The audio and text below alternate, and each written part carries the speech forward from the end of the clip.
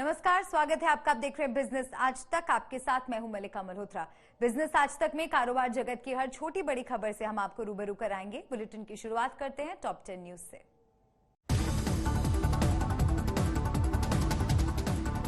सरकार ने 1 साल के लिए 7 मुख्य कृषि कमोडिटीज की ट्रेडिंग पर लगाई रोक। महंगाई को कंट्रोल करने के लिए लिया गया फैसला।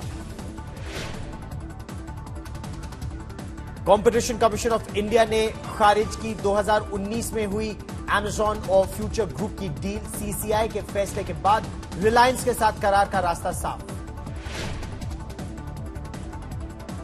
अमेजॉन पर बैन के सीसीआई के फैसले का इंडियन सेलर्स कलेक्टिव ने किया स्वागत। कहा, अमेजॉन और इससे जुड़े प्लेटफॉर्म्स के खिलाफ बकाया मामलों का तेजी से हो समाधान।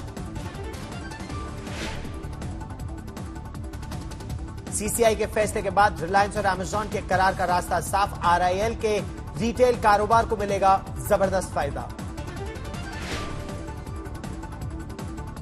सेमीकंडक्टर्स के निर्माण को बढ़ावा देने की 76,000 करोड़ की पॉलिसी 1 साल में दिखा सकती है अपना असर। अश्विनी वैष्णव ने कहा, दिसंबर 2022 तक कंपनियां शुरू कर सकती हैं निवेश। सड़क परिवहन मंत्रालय ने आईआईटी मद्रास और मैप माई इंडिया के सहयोग से बना नेविगेशन ऐप किया लॉन्च। ड्राइवर्स को दुर्घटना संभावित क्षेत्र, गड्ढों और ब्रेकर्स के बारे में करेगा अलर्ट। बीते 5 साल में बैंक ग्राहकों के साथ साइबर फ्रॉड के मामले 21 गुना बढ़े। सरकारी बैंकों के मुकाबले निजी बैंकों के ग्राहकों के साथ ज्यादा हो रहा है ऑनलाइन फ्रॉड। क्रिप्टो करेंसी पर बैन की खबरों के बावजूद क्रिप्टो करेंसीज एक्सचेंज में बढ़ी टैलेंट की डिमांड। देश के करीब 20 क्रिप्टो करेंसी एक्सचेंजों में 1.5 लाख से 7 लाख की सैलरी वाले एग्जीक्यूटिव की बढ़ रही है डिमांड। मंगलवार को प्रयागराज के कमजोर आर्थिक वर्ग के 2 लाख महिलाओं को संबोधित करेंगे प्रधानमंत्री नरेंद्र मोदी। स्वयं सहायता समूहों की 16 लाख महिलाओं को 1,000 करोड़ रुपए होंगे ट्रांसफर। सीआईआई के सीईओज पोल में 56% ने 2021-22 में 9 से 10% विकास दर का जताया अनुमान। ओमिक्रॉन वेरिएंट की चिंता के बीच 10% सीईओज ने 10% से ज्यादा जीडीपी ग्रोथ का जताया अनुमान। आने वाले दिनों में भी देश की अर्थव्यवस्था की तेज रफ्तार से दौड़ने का भरपूर अनुमान है। देश के टॉप 100 सीईओज पर किए गए सीआईआई के पोल में दावा किया गया है कि इस साल देश की इकोनॉमी डबल डिजिट के नजदीक रह सकती है। इस सर्वे में ज्यादातर इंडिकेटर्स पर सीईओज ने पॉजिटिव राय दी है, लेकिन ओमिक्रॉन का खतरा यहां भी चिंता की वजह बना हुआ है।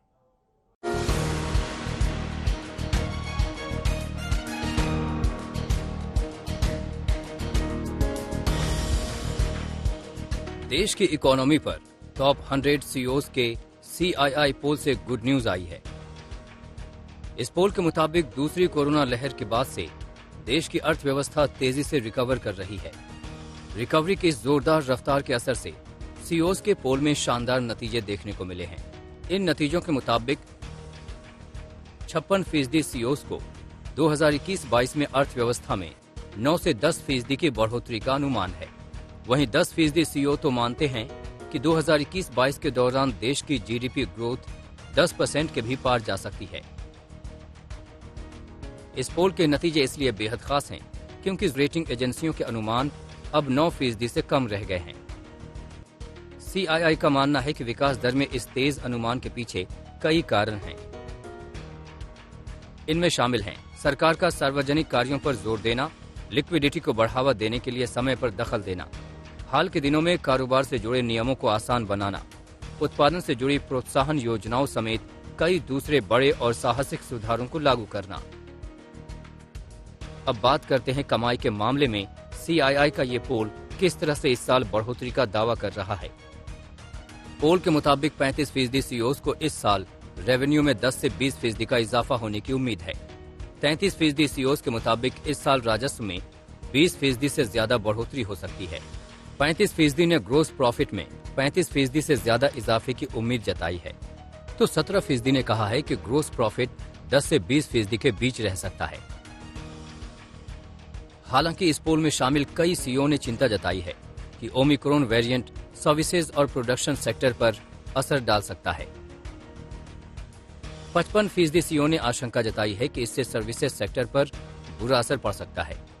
34% सीईओ ने कहा है कि यह उत्पादन क्षेत्र को बुरी तरह प्रभावित कर सकता है।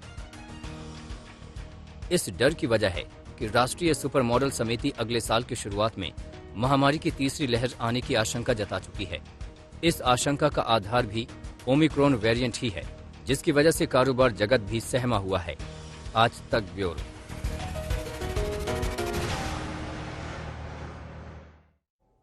ओमिक्रॉन के बढ़ते मामलों के असर से सोमवार को शेयर बाजार में शुरुआती कारोबार से ही चौतरफा बिकवाली देखी गई। इस बिकवाली के असर से शेयर बाजार 4 महीनों के निचले स्तर पर जा लुढ़का। बैंकिंग, मेटल, आईटी और रियल्टी शेयरों में आई इस गिरावट से निवेशकों की रकम को जबरदस्त नुकसान पहुंचाया है। सोमवार को शेयर बाजार में शुरुआती कारोबार से ही जोरदार बिकवाली देखी गई। ओमिक्रॉन के डर से निवेशकों ने ऐसी बिकवाली शुरू की जिससे थर्राकर शेयर बाजार का मार्केट कैप में पहले ही 60 सेकंड में 5.5 लाख करोड़ रुपए लुढ़ककर करीब 254 लाख करोड़ पर आ गया। इसके बाद गिरावट का असर बढ़ने से दोपहर तक मार्केट कैप से करीब 10 लाख करोड़ रुपए साफ हो गए। वहीं शुक्रवार से सोमवार दोपहर तक निवेशकों को करीब 11.25 लाख करोड़ का झटका शेयर बाजार की गिरावट से लग चुका था। जानकारों के मुताबिक गिरावट की मुख्य वजह ओमिक्रॉन के बढ़ते मामले, विदेशी निवेशकों की बिकवाली और ब्याज दरों को बढ़ाए जाने की आशंका है। जिन 2 प्रमुख वजहों से शेयर बाजार बीते हफ्ते से गोता लगा रहा है, उसमें पहली है दुनिया भर में ओमिक्रॉन के मामले में हुई तेज बढ़ोतरी। भारत में भी ओमिक्रॉन के मामले 155 के करीब पहुंच चुके हैं। इन सब के चलते लोगों को फिर से आर्थिक गतिविधियों के ठप हो जाने की चिंता सता रही है। ऐसे में ओमिक्रॉन की चिंता से भी शेयर बाजार टूट रहा है। इसके अलावा शेयर बाजार में बड़ी गिरावट की दूसरी वजह अमेरिका का फेडरल रिजर्व है। दरअसल महंगाई बढ़ने और बेरोजगारी घटने के साथ फेडरल रिजर्व ने अर्थव्यवस्था के मजबूती से आगे बढ़ने का दावा तो किया है, लेकिन साथ ही ये भी जोर दिया है कि इकोनॉमी महामारी के जोखिम का भी सामना कर रही है। साथ ही फेड ने महंगाई के जल्द न घटने की आशंका भी जताई है। इसके अलावा विदेशी पोर्टफोलियो निवेशकों यानी एफपीआई के दिसंबर में अभी तक हुई बिकवाली भी बाजार में गिरावट के सेंटिमेंट्स को मजबूत कर रही है। दिसंबर में अभी तक भारतीय बाजारों से एफपीआई ने 17,696 करोड़ रुपए निकाले हैं।